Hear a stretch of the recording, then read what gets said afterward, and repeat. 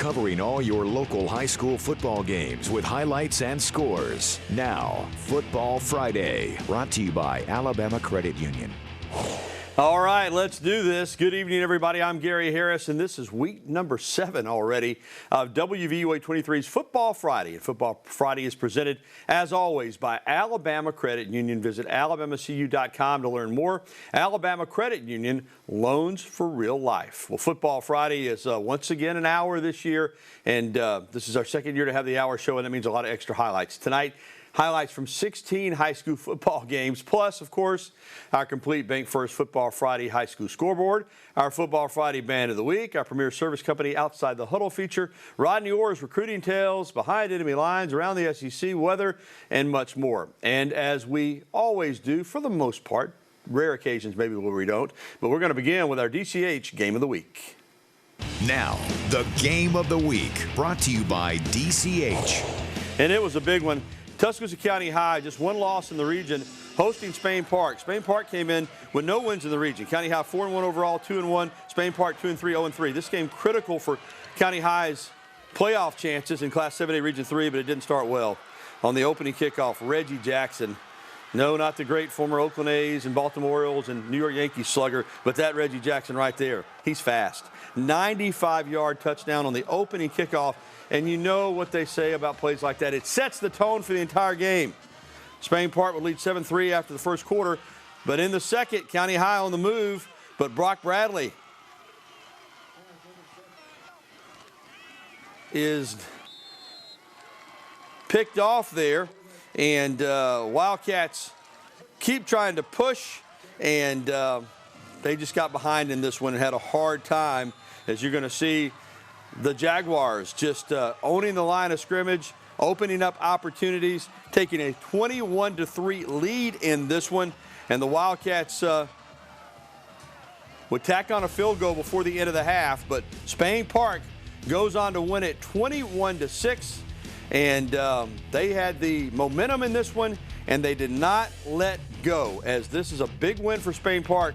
35-14 the final, but it is a tough loss for County High when you look at who they've got left on their schedule, and we'll talk more about that with Joe Gaither a little bit later on in the program. But tough loss on homecoming tonight for the Wildcats. All right, let's keep it moving. Hillcrest at Central in Class 6A Region 4. Hillcrest has been absolutely dominating its competition, but Central came to play tonight. First Hillcrest drive of the game, Caden Smith in the Wildcat.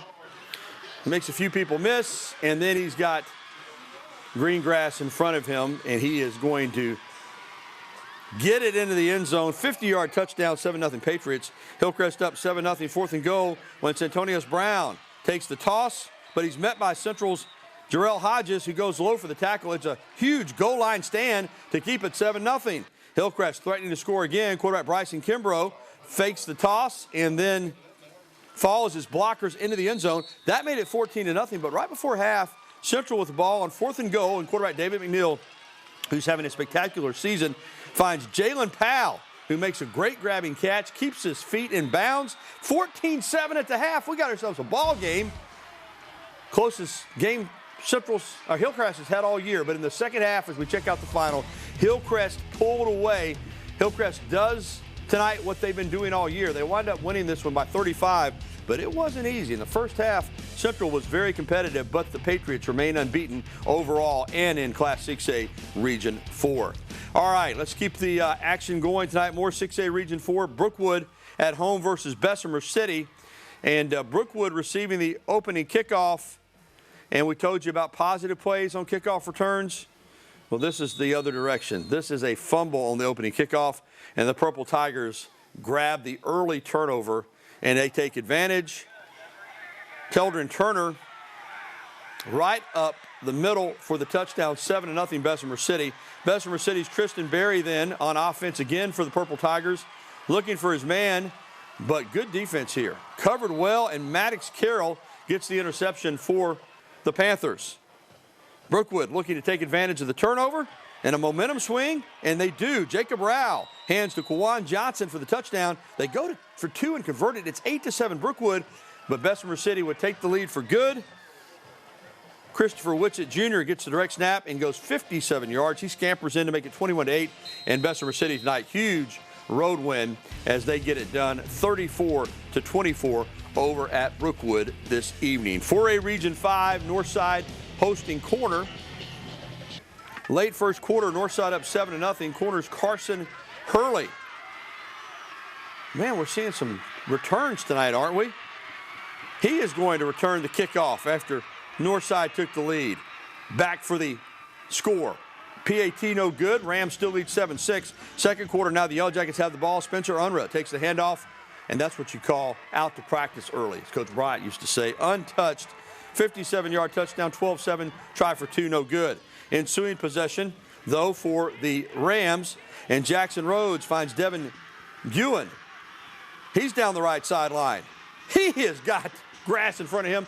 Dare I say it, he's got reservations for 6. He's going to enjoy a nice dinner after that 70-yard scamper. 14-12 Northside. Corner takes a 20-14 lead, but with 18 seconds left in the half, Eddie Thompson follows his blockers into the end zone, 21-20. This was a heck of a ball game tonight. Let's check out the final from up in Samantha, and Corner with the road win. What a ball game. 32-27. The Yellow Jackets take it over the Rams tonight. 4A Region 3, American Christian hosting Dallas County. Dallas County is having a tough go of it this year. I don't know any other way to say it. They've just been outmanned, and that was certainly the case tonight against the Patriots. Homecoming for ACA, and they put on a show. Kai Young takes the snap, hands it off to Davis Dare, and Dare, who's being recruited by numerous colleges, 25-yard touchdown. He takes it to the house. Everything going ACA's way in this one. Young gets the snap, goes through his progressions, finds Dare again, and then Dare is just going to absolutely make a mockery of the defense for Dallas County as he gets his second touchdown of the game. And the Pats just kept pouring it on. Jackson Willingham going to sprint in untouched. You get the idea here. It was over at half. Patriots in the second half kind of called off the Dogs, and they sped the game up. 64-14 the final. ACA tonight over the visitors from Dallas County, who, again, I mean, I give these young men credit. They show up every week to play. And, they haven't won a game yet, but they keep, going out there, and that's worth, some credit, even though they're coming up short. But ACA, big win tonight. All right, folks, still to come this evening, Alabama looks to take charge of the SEC West. But up next, coming off a rare loss last week, Class 6A Clay Chalkville, Class 7A Superpower Thompson faced another tough test tonight at Hewitt-Trussville, a battle for first place in Class 7A Region 3. We'll have the highlights next here on Football Friday.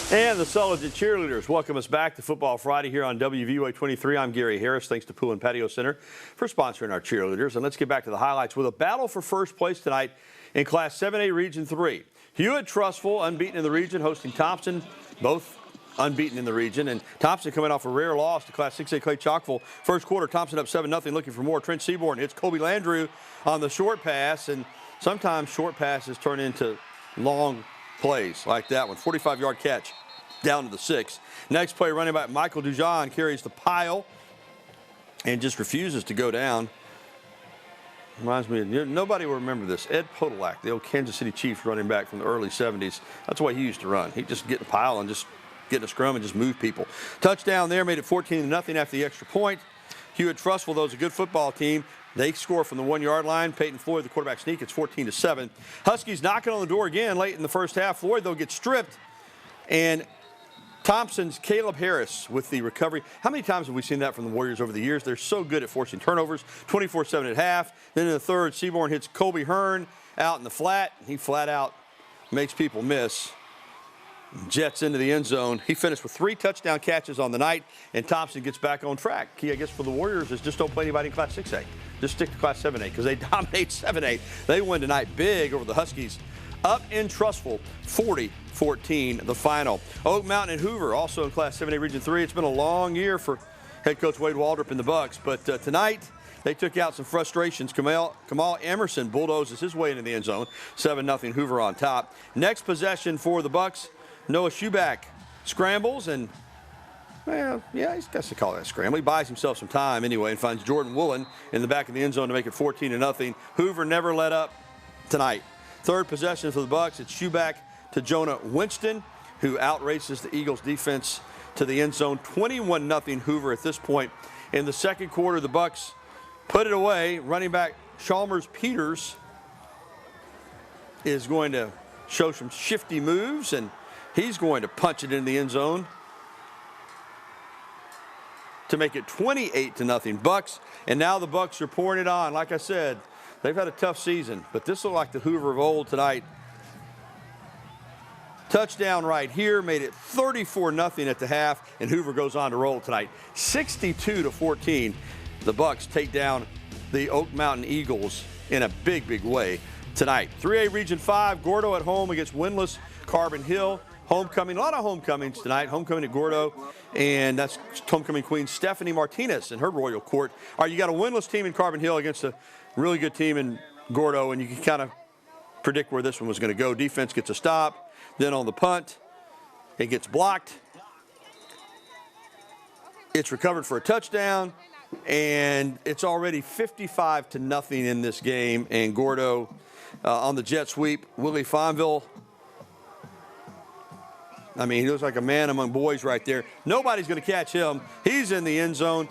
Gordo pours it on, and they win big tonight at home over Carbon Hill. No surprise here, 63-0 is that final score. 1A Region 5, Lynn at Pickens County. Now, we're used to Pickens County dominating in Class 1A, but this year, some hiccups and tough game tonight. That was the 2013 state championship team being honored. Corbett Somerville honors Pickens County with a big first down, but Lynn came to play tonight.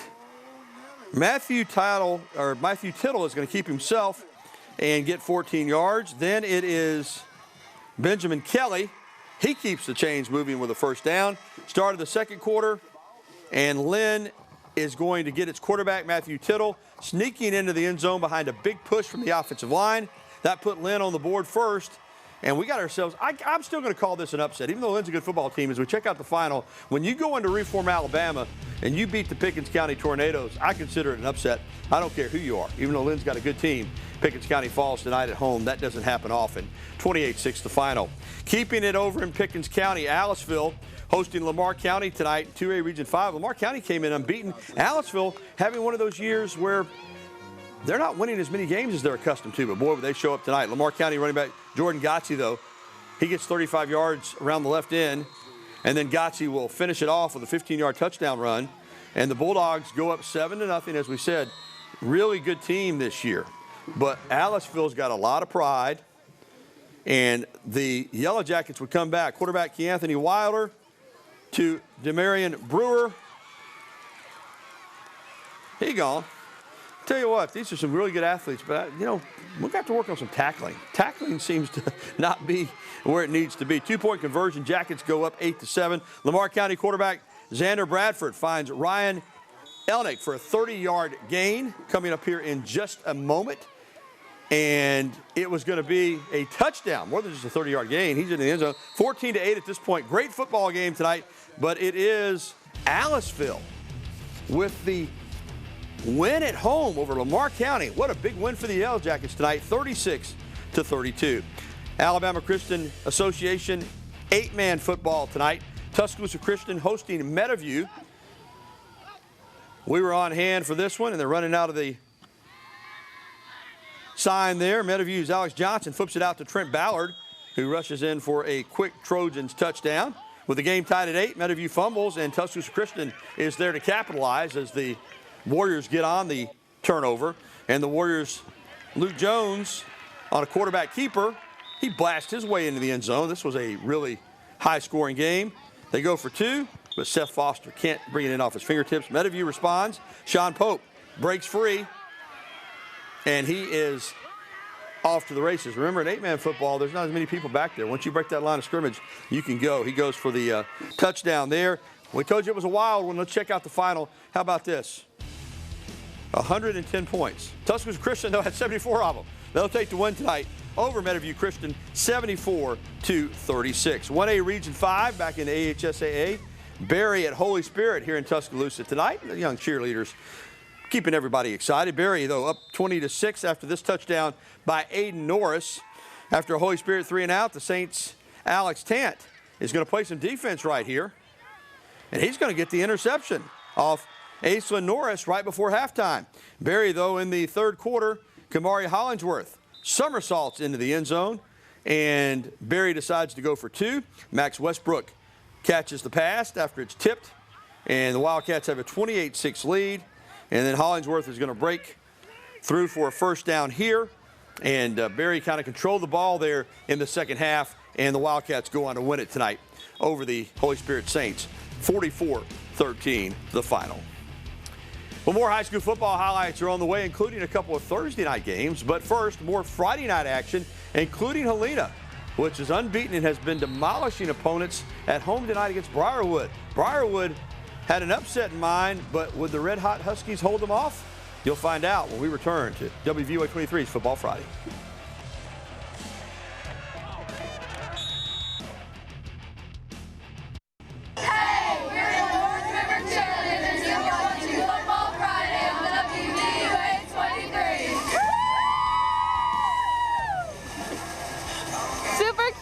And welcome back to WVUA 23's Football Friday. Unbeaten Helena hosting Briarwood this evening.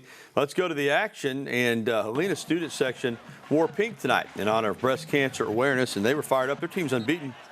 Briarwood, though, came to play. Second quarter, Carson Acker is in the backfield. He'll hand it off to Jordan Washington, and that's a good idea because Washington is a beast. But this tied the game up at 21-21 in the third quarter. The Lions hanging in, but then it's D'Amico Santiago for the touchdown.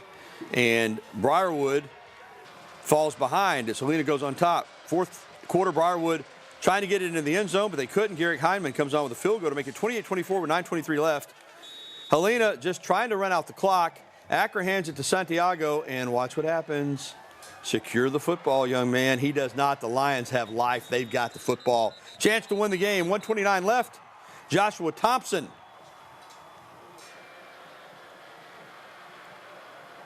is looking for a white jersey, but he finds the powder blue. It is a pick by Nathan Thomason to seal the game. Huskies stay unbeaten, but it wasn't easy. Let's check out the final. 28-24. Briarwood almost pulls the upset, but Helena having one of those special seasons, and they make a special play there at the end of the game.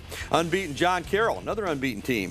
John Carroll Catholic at Pleasant Grove for homecoming, and it's early on the Cavs.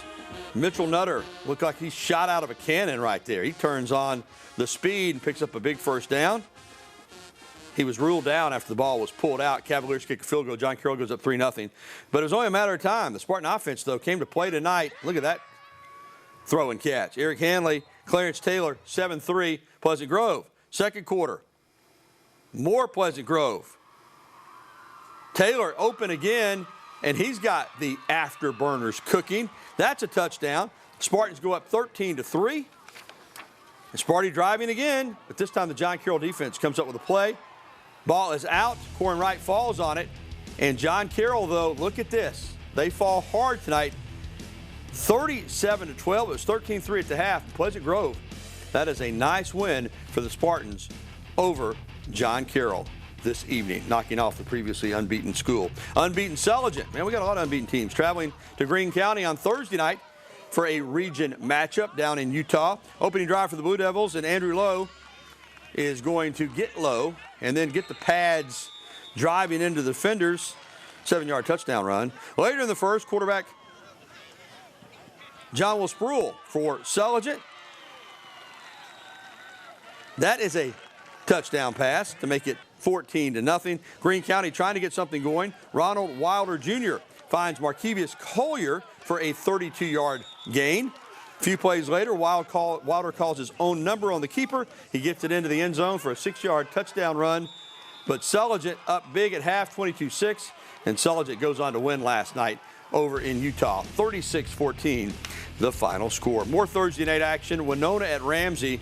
And Ramsey is a powerhouse. Winona's not bad either, but the Dragons ran into some Ramsey Rams that know how to play defense. But early on, it was Anthony Young weaving through, giving the Dragons a 7-0 lead. It would not hold up. The Rams answer right back. Ashton Ashford battles his way in for a 2-yard score. We're tied at 7. Winona now on their own 2-yard line, and Deontay Stevenson takes the ball in the backfield, and he is stuffed. That is Marquell Patterson getting the safety. Still in the first quarter, Ramsey's Camerson Keenan scrambling outside the pocket and then floats it up to Ashford, who takes it in for the touchdown. Ramsey cruising now 17-7, 19-7 now in the second, and Keenan looks and finds Kristen Stinson in stride. Isn't that a pretty throw and catch? How he caught it, went up there and caught it with his hands. 26-7. Rams weren't done. Later in the second, it's Keenan again, this time to Jacob Andrews.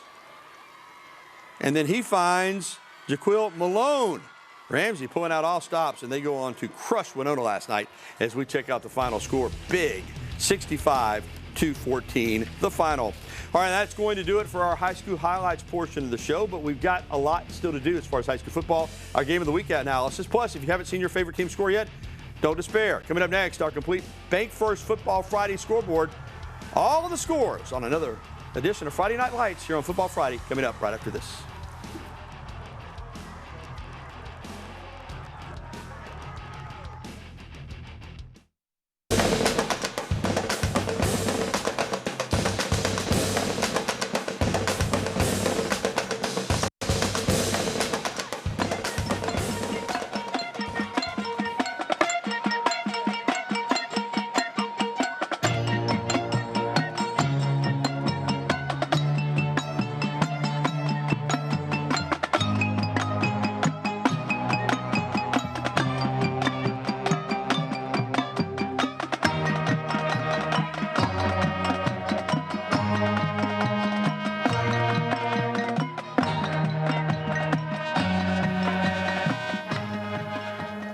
And that was the Gordo High School Marching Band. They're our Football Friday Band of the Week. Welcome back.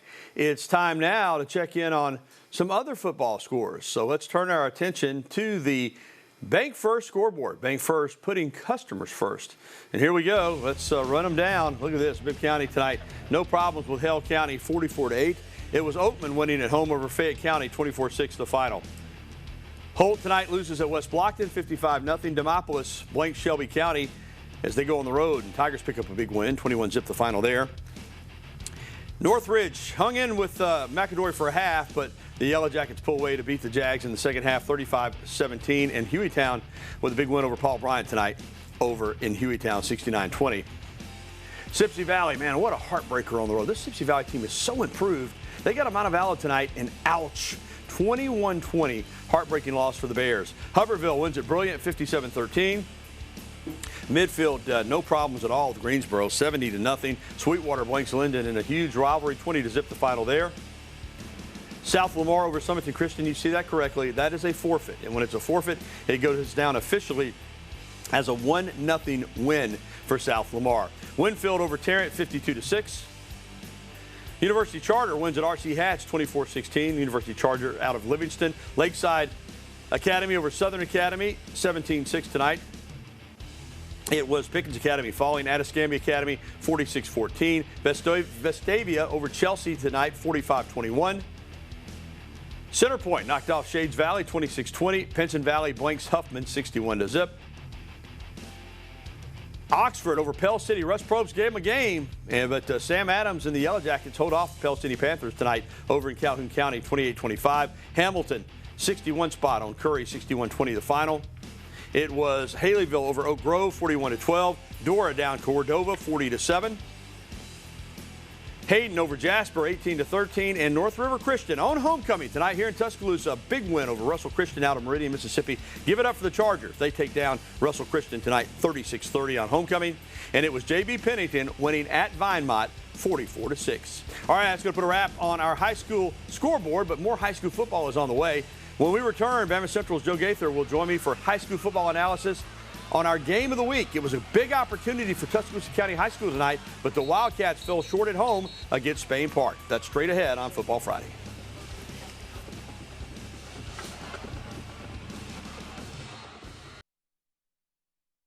Buenos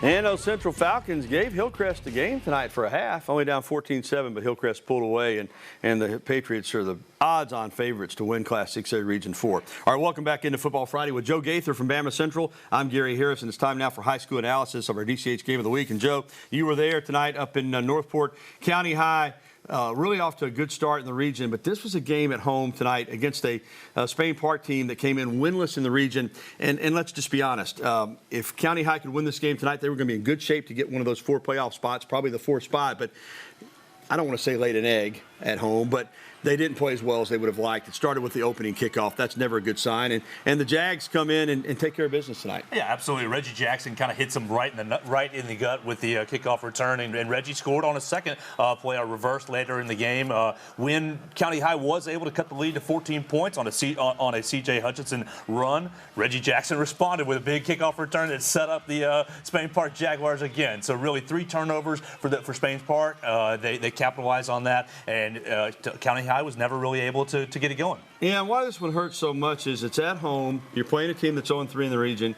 You've only got 1 region loss. Again, a win here, and you're positioning yourself for a playoff spot in Class 7A. Now with who they have left on the schedule, I'm not saying it can't be done, but it's going to be very difficult. It's going to take some fortunate luck. It's going to take some good football and some fortune. They're playing Hoover. They're playing Thompson. I believe they still have Vestavia Hills left on the schedule. So everybody that's ahead of them in the schedule, they're tied right now with Hoover. But you know how the history and tradition, Hoover finally turning it on tonight.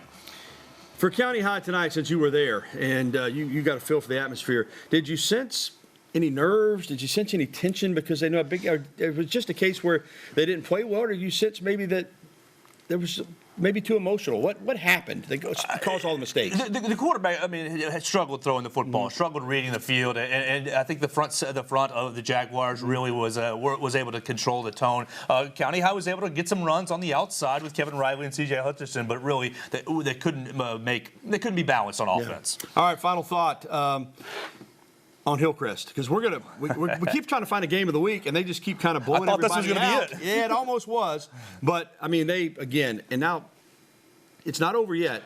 But, boy, Hillcrest looks like they're kind of a notch above everybody else in Class 6A Region 4. Absolutely. And Bryson Kimbrough going from wide receiver to quarterback, and he's really just picked up the slack from their quarterback last year. And so Hillcrest, the Patriots, they look like the class of not only 6A Region 4, but everywhere right here in West Alabama. We talk about it, Joe. We wait for some cooler weather. It's finally starting to get here, and this was the 7th week of Football Friday as we look at some of the highlights from Hillcrest and Central tonight. And, boy, October will fly by, and the state playoffs will be here before you know it. But next week you'll be back out on the beat for us again, and tell folks about what you do at Bama Central and where they can find you. I'm a beat writer for Bama Central, and they can find me online on the Bama Central YouTube channel at BamaCentral.com. Thank you, Joe.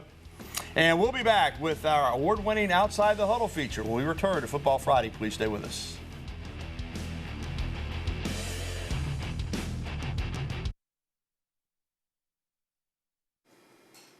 And welcome back to Football Friday here on WVUA 23, presented by Alabama Credit Union. It's time now for our Outside the Huddle feature, presented by Premier Service Company. Premier Service Company, the power to keep you cool in the summer and warm in the winter. Tonight, the story of an athlete who had to give up playing in the games, but not her love of the games. Here's Football Friday's Molly Harrell.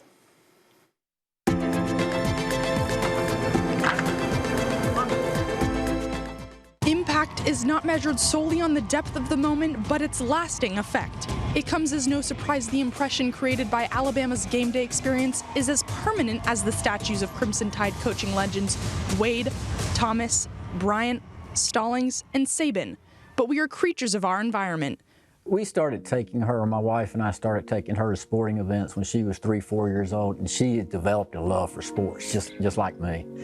And so she got involved in a few sports and had some injuries and surgeries that's, kind of stopped her from having to participate.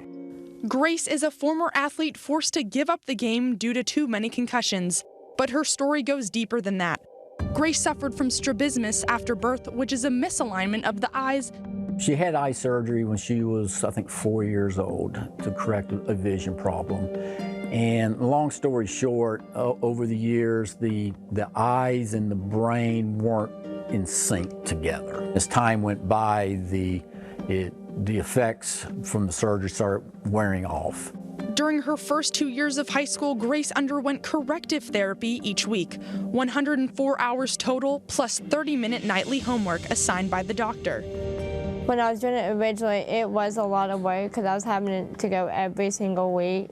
But I'm glad that we did it because now I'm actually able to work, like my eyes are able to work together. I've come a long way. But being a diehard sports fan, Grace craved the competition, and with some help, she found a new athletic outlet. Let's change your path. And so instead of playing ball, she kind of then said, hey, and Mom said, hey, what about maybe working with you? We like what you're doing. We like, Grace has an interest in this area, and she might even want to be an athletic trainer one day. Could she work with you? Grace's athletic path may have shifted, but it didn't keep her away from what she loves the most, sports. And helping the athletes and coaches has boosted her confidence.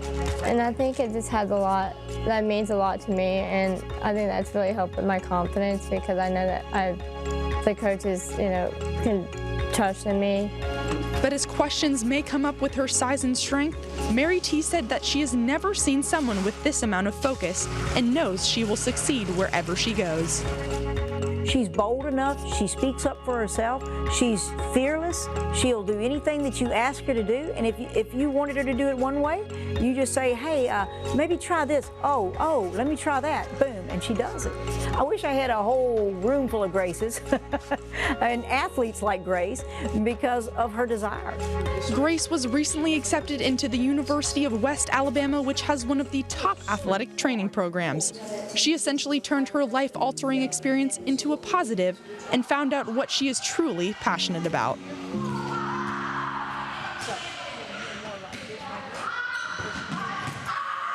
Very nice. Coming up, Drew Pavon will take us behind enemy lines, and our recruiting tales segment with Tider Insider's Rodney Orr will feature former Alabama and NFL offensive guard Justin Smiley and a case of puppy love. We'll have to see this. We'll be right back after this.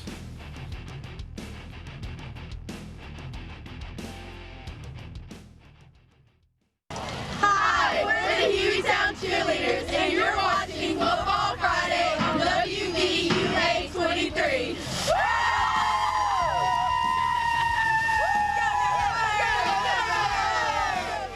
And it's time now for Recruiting Tales with Tider Insider's Rodney Orr. Tonight, how some puppy love helped Alabama land star offensive lineman Justin Smiley.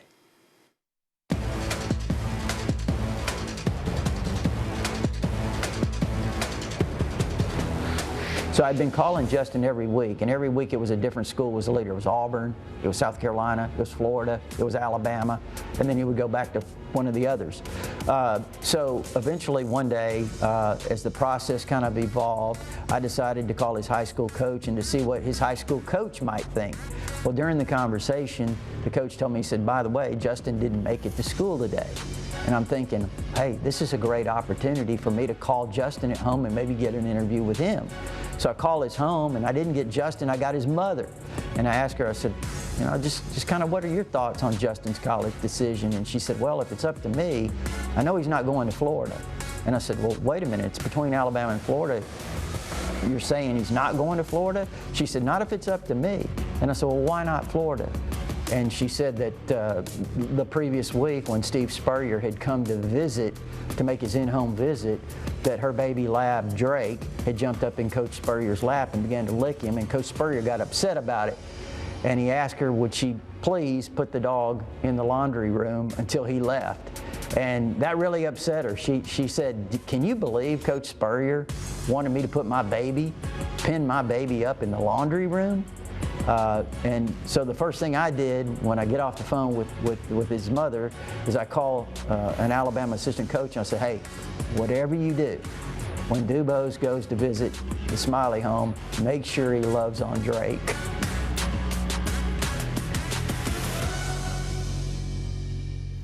Man, the stories that Rodney can tell. Well, tomorrow afternoon, of course, Crimson Tide will be out in College Station to take on Texas A&M at Kyle Field, and it will be for first place in the SEC West. We sat down with the voice of the Aggies, Andrew Monaco. Football Friday's Drew Pavon takes you behind enemy lines. The Crimson Tide continue their road trip tomorrow as they head to College Station to face Texas A&M. But the voice of the Aggies, Andrew Monaco, says the key for the A&M defense is to contain Alabama's signal caller. Jalen Milroe's on another level. And as Jimbo Fisher says, how do you affect the quarterback? And that's what this defensive line has to do. You have to keep him in a box. If you over pursue, he's out. Now, Texas A&M facing Milroe last year and facing him this year, two different things, says Jimbo Fisher. Because he has more experience, Jalen Milroe now runs with his head up. He's not looking to just exclusively run. He will find his receivers. But he's also so athletic, so fast, that you might be chasing him into the end zone if you don't have discipline on that defensive line. While many expect the matchup to be a defensive battle, Monaco says that if the Aggie playmakers want to be the difference on Saturday, the offense will need to play smart situational football down the stretch. When they take shots, and Texas A&M will take shots, you've got guys who can go get it. They can win the 50-50 battle. Now you're doing it against the most talented secondary that Texas A&M will face. If you are going 3rd and long against this Alabama defense, it's going to be a long day. Can you go 3rd and short? Which means you have to have success on 1st and 2nd down, either running the ball or some kind of completions. Can it be positive yards before you get to 3rd down? Because I truly believe 3rd and long, you're going to be in for a long afternoon. Last time Alabama traveled to Kyle Field, it ended in a time-expiring field goal loss. But for Texas A&M to have a similar outcome, Monaco says they will need to play to perfection. Similar to that game 2 years ago, you've got to play nearly flawlessly against Alabama because Jimbo says this, games aren't won, they're lost. And Alabama is better than anybody in taking advantage, whether it's the non-offensive touchdowns that they score, whether it's on the special teams, whether it's on turnovers. You can't play scared. You know what I mean? You still have to go play, but you have to play smart. When you have this kind of talent, when you have this kind of coaching, there's so much that is even going into this game that it is those moments, those momentum swings. Can you hold that down? Like I said, being clean in this game, I think, is going to go a long way. But I expect the Aggies to play their best game on Saturday against Alabama. Well, coming up, Sam Holly will go around the SEC and a check on your game day forecast with weekend weather forecaster Jacob Woods from WVUA 23. And also, Alabama flew to College Station this afternoon for tomorrow's SEC West Showdown. The latest on the Crimson Tide and the Aggies next on Football Friday.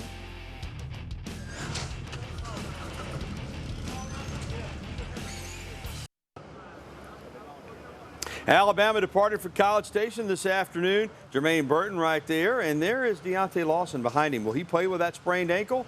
I got a hunch that he's going to be able to go. Watch for number 32. A lot of talk about Jalen Milroe. Is he banged up? Well, you see he's getting on the bus. So he made the trip. I expect him to be the starting quarterback tomorrow. Nick Saban, he's ready to roll. When he gets on that bus, they pull out. Kickoff tomorrow shortly after 2:30 on CBS. And welcome back into Football Friday. I'm Gary Harris. Well, Texas A&M head football coach Jimbo Fisher had some good things to say about Jalen Milroe this week. Milroe is a native of Katy High School in Texas, and the Aggies head coach is quite familiar with Milroe, having recruited Jalen when he was in high school.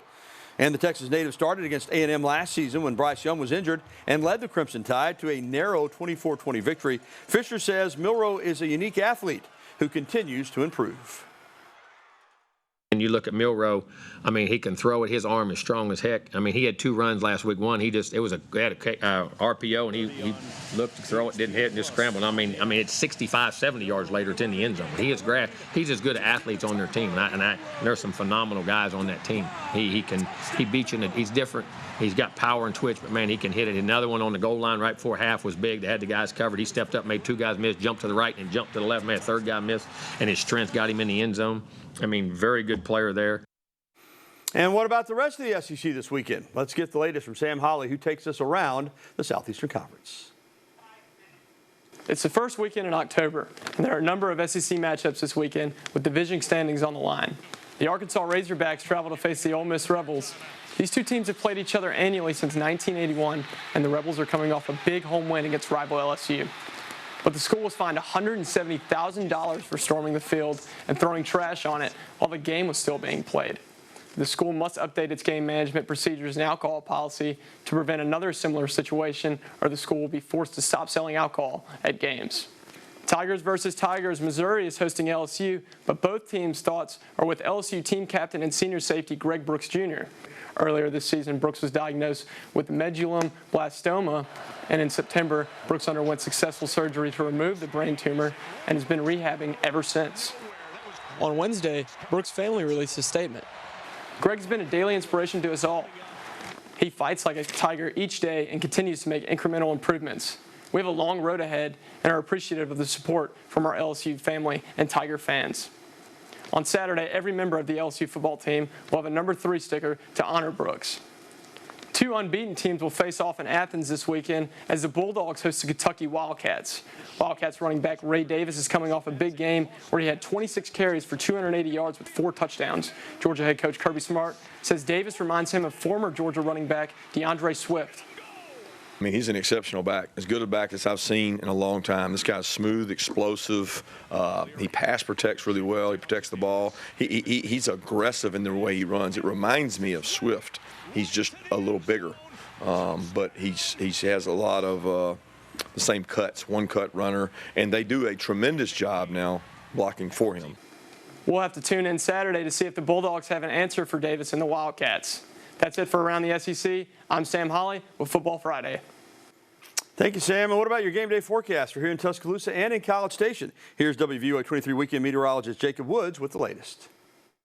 Well, yes, we have some very exciting news for those of you who enjoy fall weather because as we speak, some cooler temperatures and lower humidity are beginning to filter into the region. Here in central Alabama, if you plan to be watching the big game tomorrow from home, I would recommend maybe bringing that TV out to the back patio because temperatures just don't really get much better than this. A high of 71 degrees tomorrow afternoon. That's around 4 p.m., which means most of the day we will be in the middle to upper 60s. Some very pleasant conditions, lower humidity, and a consistent northerly breeze there from 10 to 15 miles per hour, making it feel just a little bit cooler, but although in the sunshine, it will still feel quite warm. That sunshine stretching with us into the second half of our weekend, but still, temperature is very pleasant. A high of 70 there for your Sunday, and winds beginning to subside just a little bit. If you happen to be planning to travel to College Station, Texas tomorrow and watch Alabama play Texas A&M. Temperatures there really don't get much better than this for the early to mid part of October. 68 when you're tailgating there at noon with partly cloudy skies stretching throughout the rest of the day. Kickoff at 2:30, 72 degrees for that kickoff temperature. So you could probably get by with either a long sleeve or short sleeve shirt. Not very windy down there. The humidity just a little bit higher, but overall it is going to be a beautiful day for some Saturday football.